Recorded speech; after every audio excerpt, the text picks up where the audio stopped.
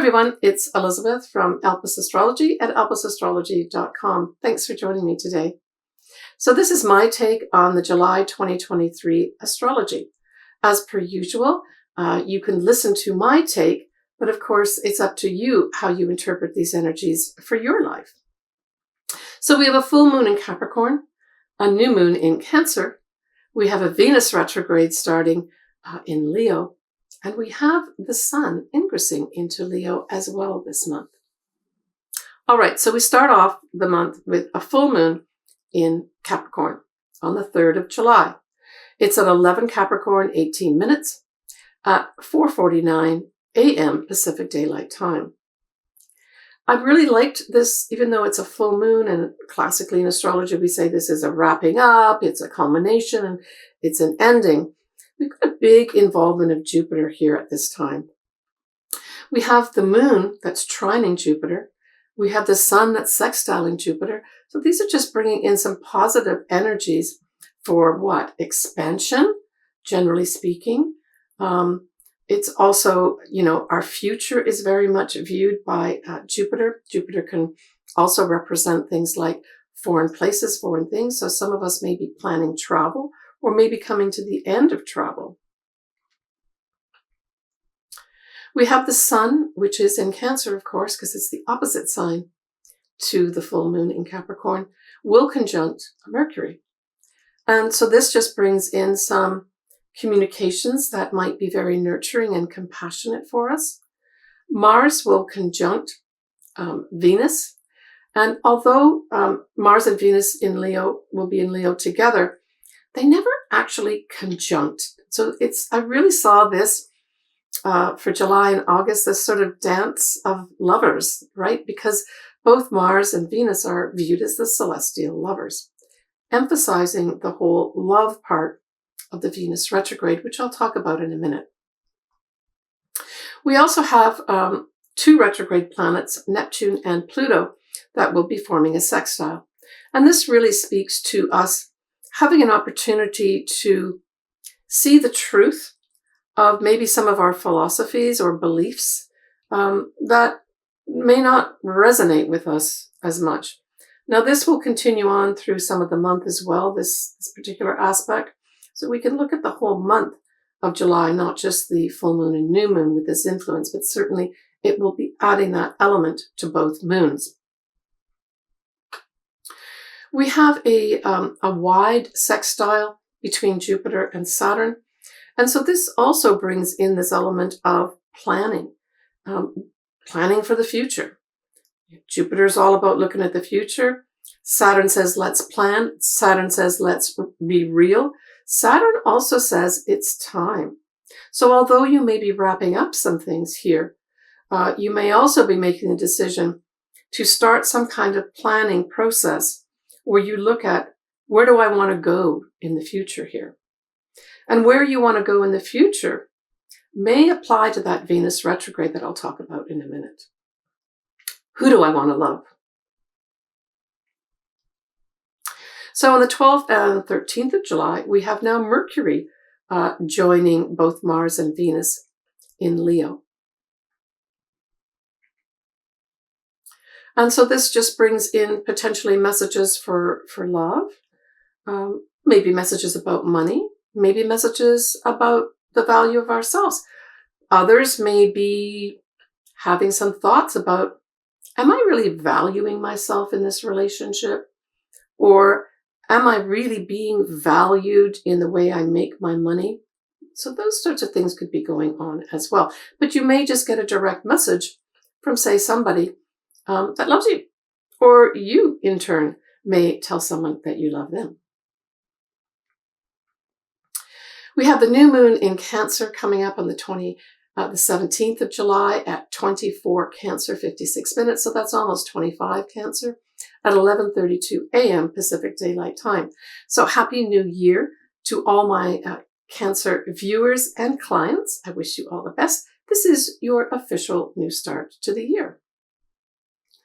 Now, we have the sun and the moon that will be sextiling Uranus.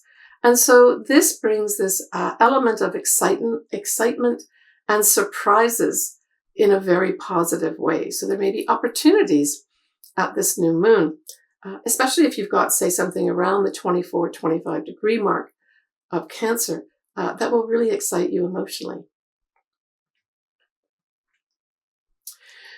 We do have a wide opposition with the Sun and Moon at almost 25 Cancer, with Pluto retrograde in Capricorn. And although it's off a few degrees, because Pluto is such a powerful planet, I really wanted to say that I think this influence is there by opposition. So this can just basically bring in some very powerful emotions bubbling up to the surface, right? And this can be positive or negative, depending, where we're at, I guess. In particular, are we feeling nurtured? Are we feeling that we're nurturing too many people and we're not getting nurturing ourselves? I would say at this new moon, this is asking us to take new steps with regards to nurturing ourselves first and being compassionate with ourselves first before we try to do the same for others. And again, we've got this whole Neptune and Pluto sextile, reviewing maybe some of these practices that we've been doing, some of the philosophies that we've had. Maybe some of our dreams may come into the picture here. I really felt this strongly during both moons for sure, that it may be a time where our dreams actually give us some truths in our lives as well. So the next thing that we have happening here, on the 23rd of July at 10 a.m. Pacific Daylight Time, we have Venus going retrograde in Leo at 28 degrees of Leo. So I did do a video, an extensive video on this, and I included all the ascendants and sun signs. I put the link below here in the text box, so please feel free to watch it if you would like. I do go into a lot of detail. It was 8 years ago when we had a Venus retrograde happen in Leo last time. So you might want to reflect back to remember maybe what was going on, because some of us will literally have a past love come back into our life that was significant at this time. Now, it can also mean, especially with Leo, past significant friendships in our early days. That sort of thing can come back for you too.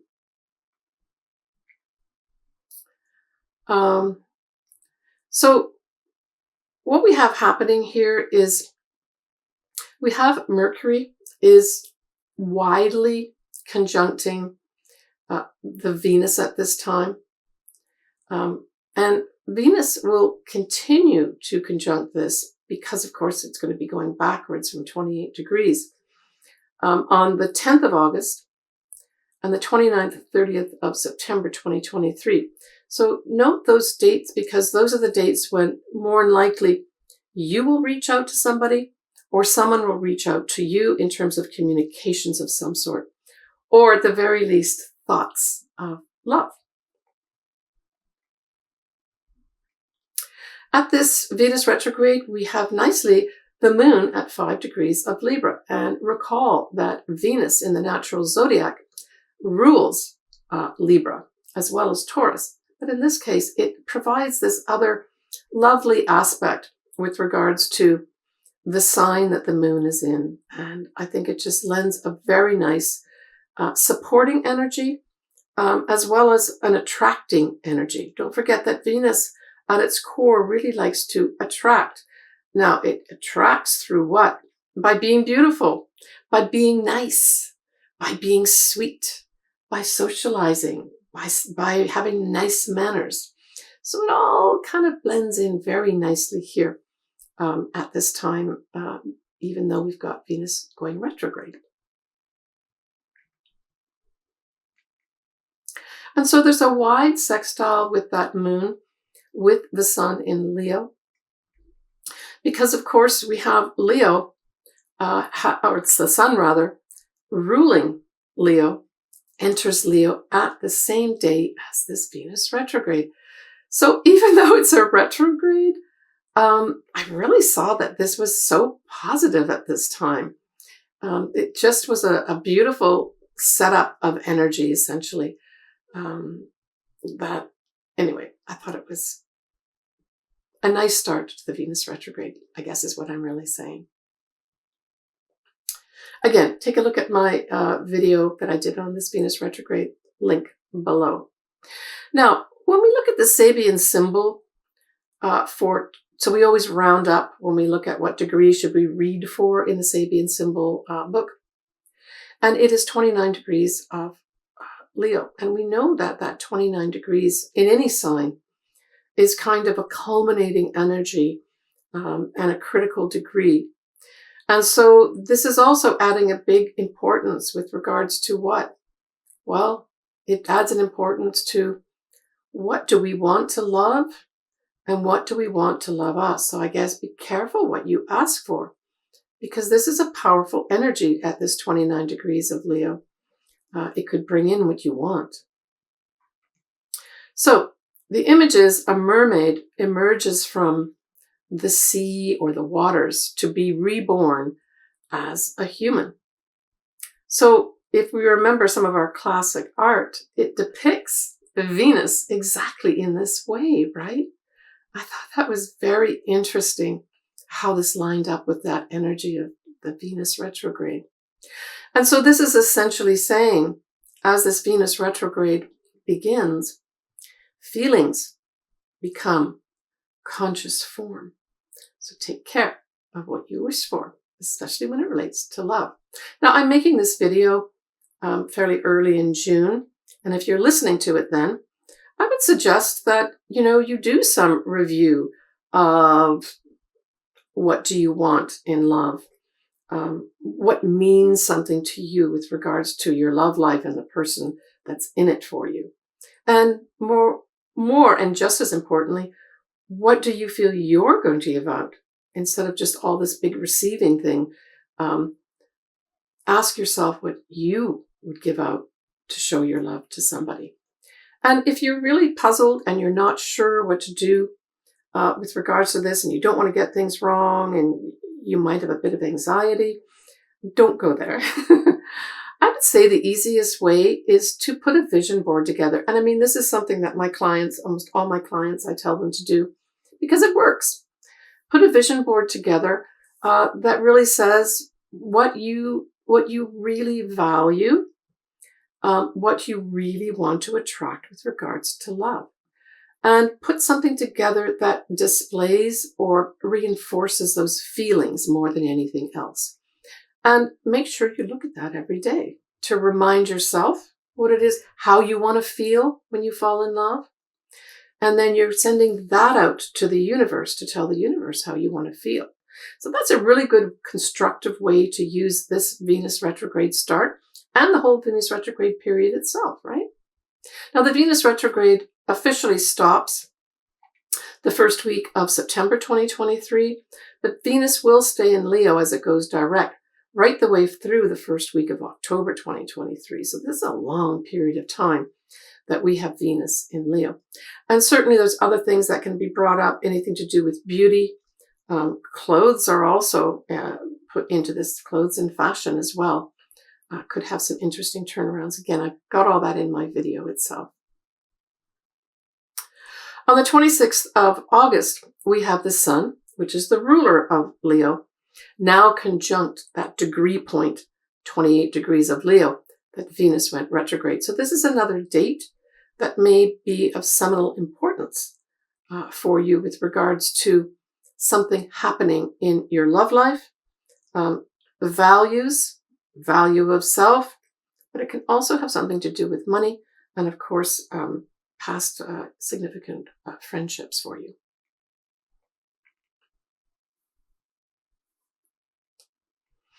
So on and around this time, of course, we have the north nodes will be changing sign. The transiting north nodes will be changing sign, and they start at the end of a sign. Remember, there's 30 degrees in every sign. And so we have the transiting north nodes now going into 29 degrees of Aries. And so this is a pretty important time period where, we've got Aries in particular highlighted. If you've got your north nodes in Aries, this is a whole cycle of about 18 months where you will have eclipses happening in Aries. as well as in the opposite sign of Libra.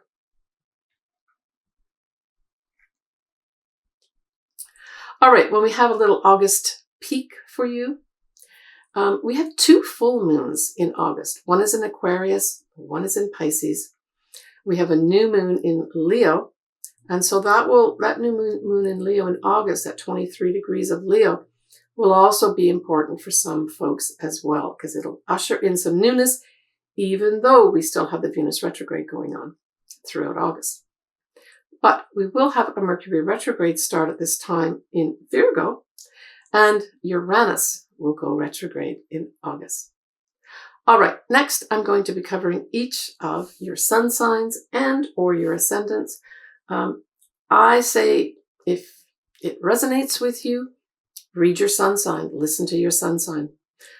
My preference is for you to read for your rising or ascendant sign, because that will give you the house, and the house gives you the area of your life using whole sign houses. And then listen to your sun sign, because the sun is the most important luminary in your chart, right?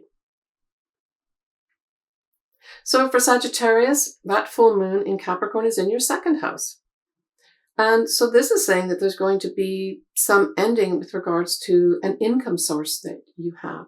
And it may be that you decide to end something with regards to that type of thing that you're doing and earning money from. It could also have, I'm thinking like a full stop in your head regarding values, where there's this big light shone at the full moon on the fact that you're not valuing yourself, right? So the 2nd house is very much of values of yourself. And you have an aha moment where you say, wait a minute here, I'm not being valued. And during that Venus, or not the Venus retrograde, but during this whole time period of about 2 weeks, you think through what you want to end in terms of perhaps people viewing your value and how you can change that up. You make the decision that maybe you want more money. And certainly at the new moon in Cancer, you may get an opportunity to do that. So the new moon in Cancer, Sagittarius, is in your 8th house. So both the 2nd house and the 8th house are viewed as money houses. So the 8th house, let's just say at the full moon, you end a job, either voluntarily or the job ends. And the 8th house says, new beginning for you, Sagittarius. Here's some severance pay, because severance pay does fall into the 8th house as well. So that's something that could be like a direct translation for some Sagittarians. It could also be that you get some money coming your way. You could leverage a pension, for instance. You could qualify for a loan that you wanted. And being in Cancer, maybe you qualify for a loan to buy a new home for yourself. That would be wonderful. It does indicate a whole new start in your investments and shared resources, Sagittarius. So look, I guess, to that. I'm just seeing what we have in terms of that other influence with Uranus. Yeah. So that new moon brings in a sextile to Uranus. And so this may be, say you've applied for a loan.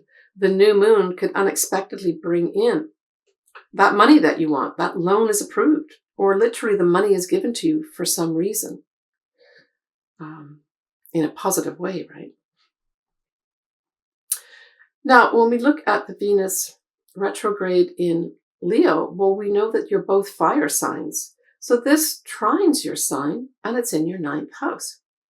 Well, Sagittarius, your planet Jupiter rules the 9th house. This is a beautiful setup for you. This says to me, there'll be some Sagittarius that just pull the trigger and take a big risk in some way to get meaning in their life. It can also say that they decide to take this fabulous, maybe round the world trip. That could come in for some Sagittarians at this time, where you take the retrograde period as a time period of putting together this gigantic once-in-a-lifetime round-the-world trip. I think that would be a fabulous way to use this. For others, It could be a time period where you're wrapping up an advanced degree, and over the Venus retrograde, you're putting the final touches on whatever it is that you're literally creating in terms of getting something published, right? You're getting it up to a level of being seen as a perfect type of manuscript, for instance. Whether it is for, say, an advanced degree, or finishing your Ph.D., for instance, or you just have, done a lot of writing and you want to get something published. This could favorably bring energy in for you to get that done. It can also bring favorable energy into any sort of legal matter that's going on right now. Women in particular are going to be a benefit for you, so leverage that for yourself, Sagittarius.